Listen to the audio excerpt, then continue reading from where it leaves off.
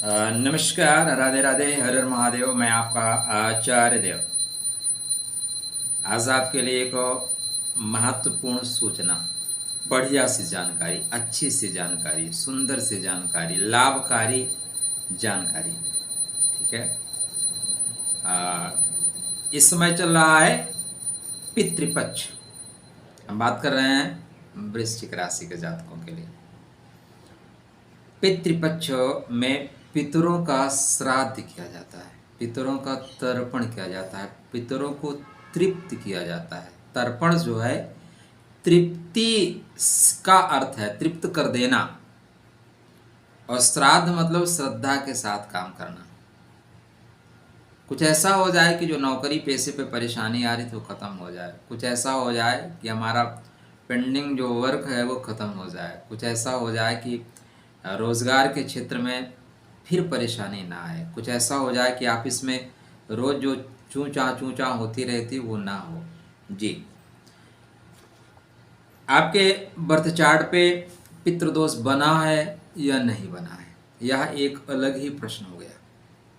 लेकिन यह उपाय आप सबको करना चाहिए, करना चाहिए। शेष आप करें ना करें आपकी अपनी मर्जी, आप स्वतंत्र व्यक्तित्व को लेकर पैदा हुए हैं। जरूरी थोड़ी ना कि मेरे कहने से आप करें, लेकिन चैनल को सब्सक्राइब कर लीजिएगा। 29 को 29 जी 29 मतलब रविवार।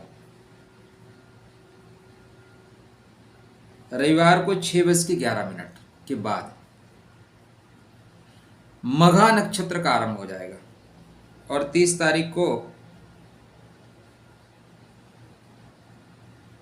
मघा नक्षत्र प्रातः काल तक चलेगा। आप मघा को देखें ना तो मघा पितरों का ही नक्षत्र है। देखिए, एक तो होता है पितृ विसर्जनी अमावस्या, एक होता है मातृनवमी।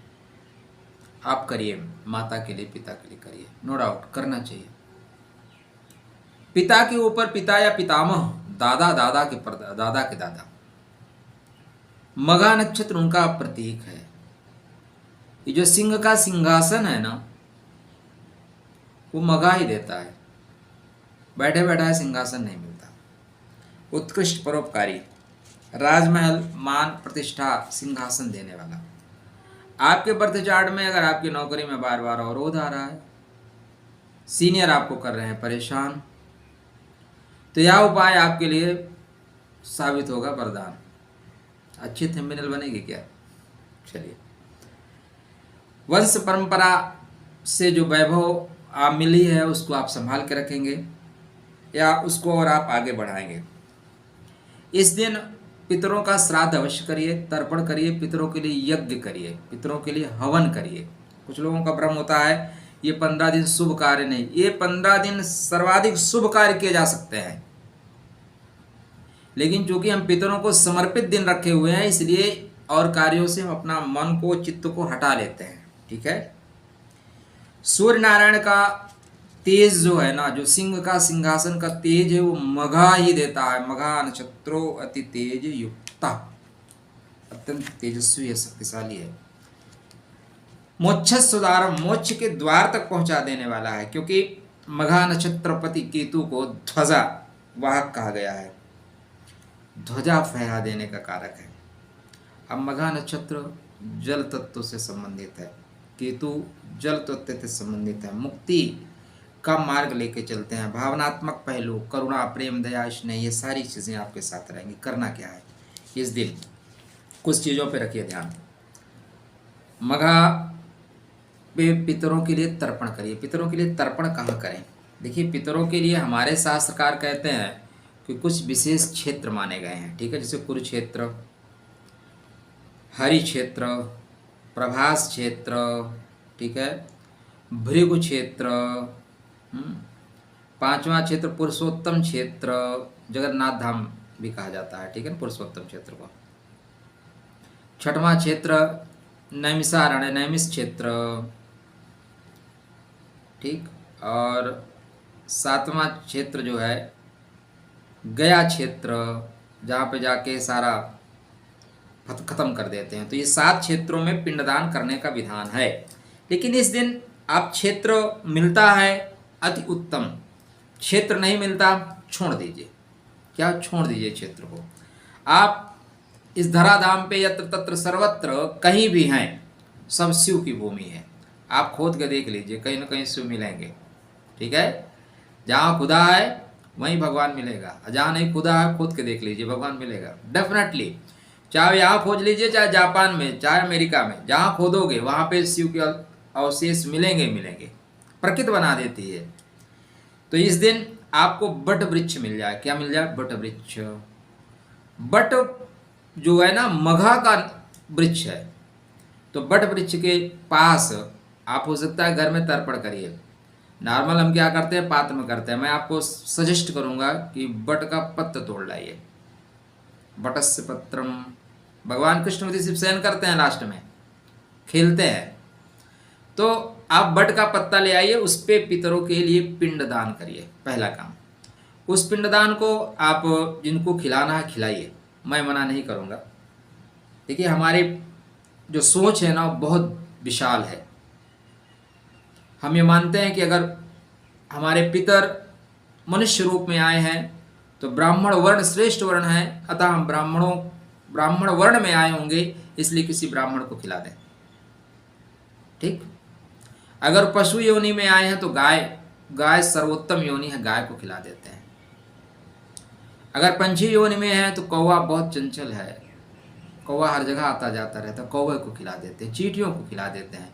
हमारा कुछ नहीं, लास्ट में जल में प्रवाहित कर देते हैं, क्योंकि जल नारायण का स्वरूप है।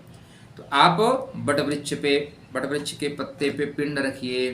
ठीक है, बट वृक्ष के नीचे जो चींटियां हैं या जो इस तरह की चीज़ें हैं, ले जाके वहाँ पे आप पिंड रखिए।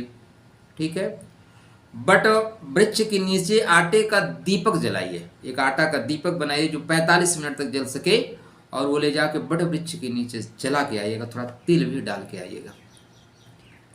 आपके पितरों को राजसी खाना अगर पसंद था तो राजसी खाना से बनवाइएगा।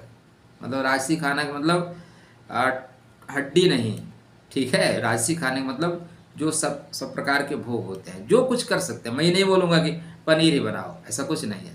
पनीर तो आजकल के ज़माने में सबसे ख़राब चीज़ है, और जो ख़राब चीज़ होती है लोग उसी के पीछे भागते हैं। आपको कहीं मूसक मिल जाए, मूसक मतलब चूहा, तो इस दिन चूहे को जरूर खिलाइएगा। क्यों भाई, आप मघा की योनि तो देखो, मघा की योनि क्या है, मूसक योनि है, इसलिए मूसक को जरूर खिलाइएगा। इससे पितरों के पास तक एनर्जी आपकी पहुंचेगी।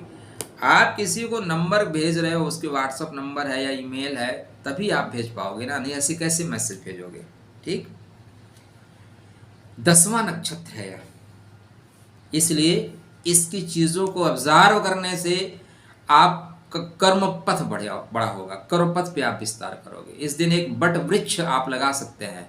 अब यहाँ हालांकि मैं 2 दिन पहले वीडियो दे रहा हूँ, लगा सकते हैं।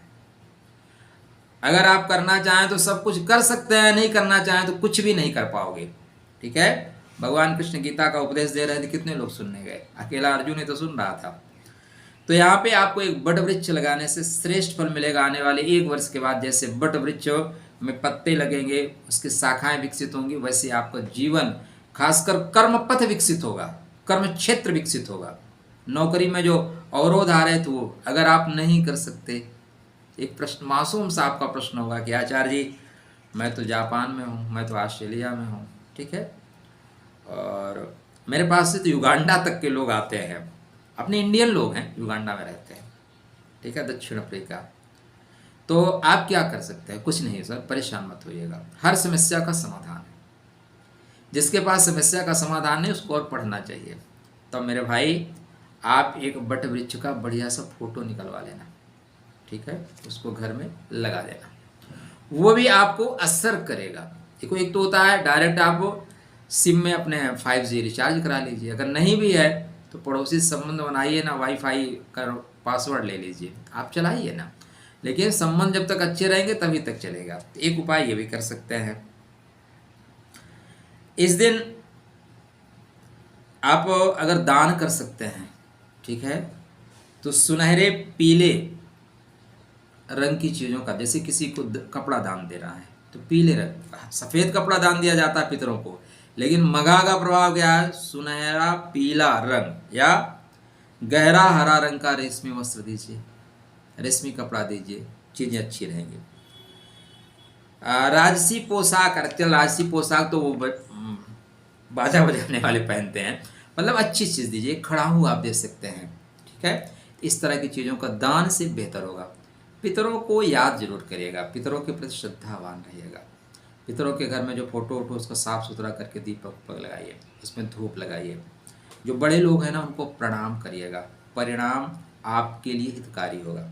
एक और चीज, आप पिंडदान कर रहे हैं, पिंडदान की प्रक्रिया में जाऊंगा, वीडियो बहुत लंबा हो जाएगा। जो भी कुछ करते हैं ना, याद रखिएगा, हम लोग नॉर्मल नहीं समझते हैं तो ऐसे ही डाल देते हैं, ऐसे नहीं। हर चीज़ का विधान है, सिस्टम है, सिस्टम से चलोगे तो मज़ा आएगा। ये जो क्षेत्र होता है ना, अंगूठा और तर्जनी के मध्य, इसको बोलते हैं पितृ क्षेत्र। कौन सा? ये वाला जो क्षेत्र होता है इसको बोलते हैं पितृ क्षेत्र। ये शुक्र नारायण, ये गुरु महाराज। ये बेस का क्षेत्र आक्रामक मंगल, जब हस्तरेखा आप पढ़ोगे ना तो आक्रामक मंगल का क्षेत्र यह है। शुक्र मतलब XY क्रोमोसोम, मंगल मतलब रक्त, गुरु मतलब जीव।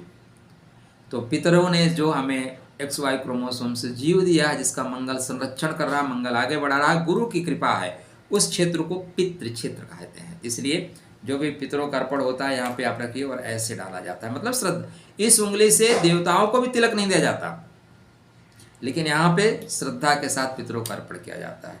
आप जो कुछ भी है करते हैं वो आप सायंकाल या दोपहर में करिएगा, दोपहर में करिएगा।